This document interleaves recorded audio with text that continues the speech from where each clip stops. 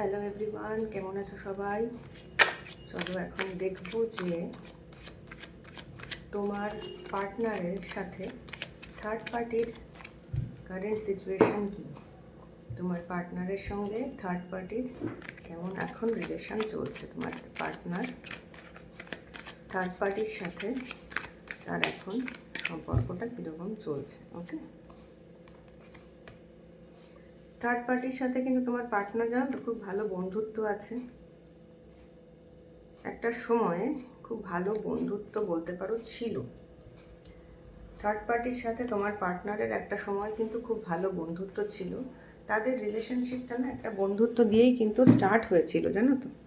ওদের রিলেশনশিপটা কিন্তু একটা বন্ধুত্ব দিয়েই স্টার্ট হয়েছিল, কিন্তু এখন বর্তমানে দাঁড়িয়ে কোথাও যেন সম্পর্কে একটা চিড় ধরেছে। ঠিক আছে, কোথাও তো সম্পর্কে একটা চিড় ধরেছে। এবং এই যে সম্পর্কে যে চিড়টা ধরেছে, তোমার পার্টনার এখন কি করছে, অতীতে তারা কিভাবে দিন কাটিয়েছে, কিভাবে আনন্দ করেছে, কিভাবে বন্ধুত্বপূর্ণ সম্পর্কটা কীরকম ছিল কি না ছিল, সেইটা কিন্তু আজকে উনি মনে করছেন এবং মনে করেই আজকে ওনার দিনটা কাটছে। এবং উনি কিন্তু ভবিষ্যতের ব্যাপারে ভীষণ আশাবাদী যে আবার থার্ড পার্টির সাথে সম্পর্কটা ঠিক হয়ে যাবে। থার্ড পার্টির সাথে ওনার যে সম্পর্কটা আজকে প্রবলেম হয়েছে, উনি যে অতীতের দিনগুলোকে মনে করে দিন কাটাচ্ছে, তো সেই ব্যাপারটাতে উনি কিন্তু মনে করছেন যে থার্ড পার্টির সাথে ওনার যে রিলেশনশিপটা সেটা কিন্তু আস্তে আস্তে উনি ভাবছেন যে ঠিক হয়ে যাবে এবং উনি একটা স্টেবল রিলেশন ওনাদের আবার তৈরি হবে। উনি কিন্তু এইটা ব্যাপারে আশাবাদী। কিন্তু প্রবলেমটা হচ্ছে তোমার পার্টনার কিন্তু রিয়েলাইজ করতে পারছেন না আজকে যে এই যে থার্ড পার্টি, সে কিন্তু তোমার পার্টনারকে ইশারায় নাচাচ্ছে। এই যে থার্ড পার্টি, সে কিন্তু তোমার পার্টনারের জীবনে কোনো শুভ এনার্জি, ভালো এনার্জি ক্যারি করে না। এই যে আজকে তোমাদের থার্ড পার্টি, সে কিন্তু তোমার পার্টনারকে না আজকে বলে না ইশারায় নাচানো, সেরকম ইশারায় নাচাচ্ছে। এবং সে না কন্ট্রোলিং, তোমার থার্ড পার্টি কিন্তু তোমার পার্টনারকে কন্ট্রোল করে চলছে। এবং সেই যেই হোক না কেন তোমার পার্টনারের, তোমাদের জীবনে থার্ড পার্টি, সেই মানুষ হোক বা সেই এনার্জি যেই হোক না কেন, সেটা কিন্তু তোমাদের লাইফে কিন্তু সে কিন্তু ভালো নয়। এমনও হতে পারে যে তোমার পার্টনার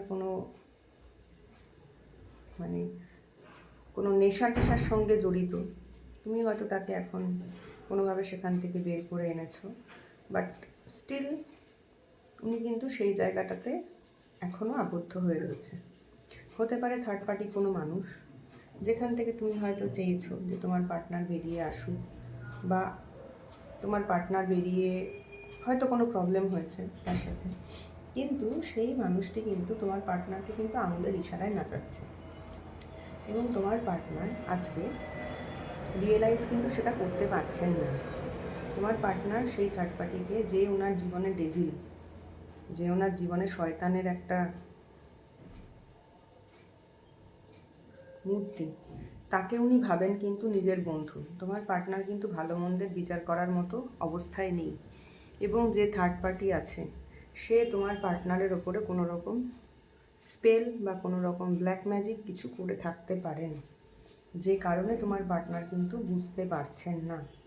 আমার আজকে রিডিং করতে বসে যেটা বেশি ইনটিউশন হচ্ছে সেটা হলো, তোমরা যারা আজকে রিডিংটা দেখছো তাদের ক্ষেত্রে তোমাদের এই থার্ড পার্টি কিন্তু কোনো মানুষ, এবং যে কিন্তু তোমার পার্টনারের ওপরে কোনো ব্ল্যাক ম্যাজিক করে রেখেছে, যে কারণে তোমার পার্টনার কিন্তু আজকে রিয়েলাইজ করতে পারছেন না সিচুয়েশানটা।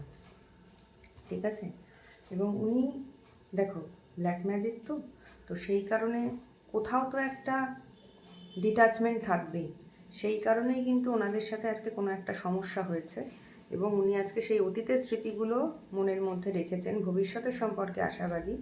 উনি ছাড়তে কিন্তু পারছেন না। হোয়ারাস যে থার্ড পার্টি তোমাদের লাইফে আছে, সে কিন্তু একদমই ভালো মানুষ নন।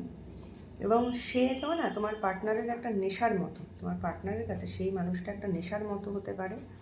সেই মানুষটা তোমার পার্টনারের কাছে এমন সিচুয়েশান যে তোমার পার্টনার সেখান থেকে বেরিয়েও আসতে পারছেন না, অথচ তাকে কিন্তু বাধ্য হয়ে থাকতে হচ্ছে। এবং সেই থার্ড পার্টি কিন্তু তোমার পার্টনারকে না আজকে ইশারায় নাচানো বলে না, সেই রকম ইশারায় নাচাচ্ছে।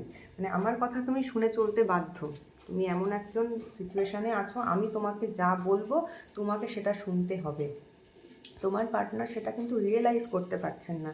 উনি ভাবছেন যে থার্ড পার্টির সাথে ওনার ভীষণ ভালো সম্পর্ক আছে, থার্ড পার্টি ওনাকে ভীষণ ভালোবাসে, তাই উনি আজকে থার্ড পার্টির প্রতি এতটা মানে ডেডিকেটেড বা ইমোশনাল। কিন্তু অ্যাকচুয়ালি কিন্তু থার্ড পার্টির প্রতি উনি